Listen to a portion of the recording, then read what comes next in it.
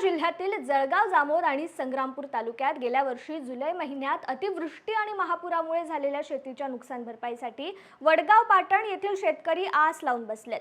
जळगाव जामोद येथील तहसीलदार मॅडम आम्हाला गेल्या 3 महिन्यापासून आज या उद्या या असे सांगत असून गेल्या 3 महिन्यांपासून आम्ही तहसील कार्यालयात हेलपाटे मारत आहोत।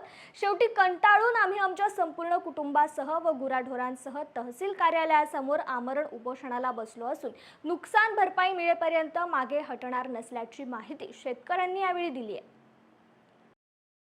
22 जुलै 2023 रोजी पूर्ण तालुक्यामध्ये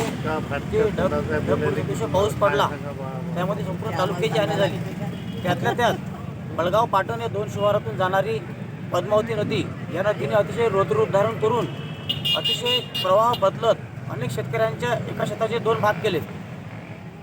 तरी शासनाने पंचनामे केलेत, परंतु पंचनामे केल्यानंतर त्यांची जी मदत आहे ही आज पूर जाऊन 8 महिने झाले।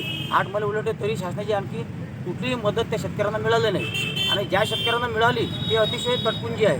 शासनाच्या नियमानुसार जी मदत असायला हवी होती किंवा शासनाने घोषित केलेली जी मदत आहे तिच्या प्रमाणामध्ये ही मदत अतिशय कमी असल्यामुळे आम्ही यांना इथल्या तहसीलदार मॅडम यांना वेळोवेळी निवेदनं देऊन पत्र देऊन त्यांच्याशी संपर्क साधला, परंतु यांनी आम्हाला वेळोवेळी उत्तर देऊन आज करतो उद्या करतो किंवा 2 दिवसांनी या 4 दिवसांनी या असे गेल्या 3 महिन्यापासून चालू आहे।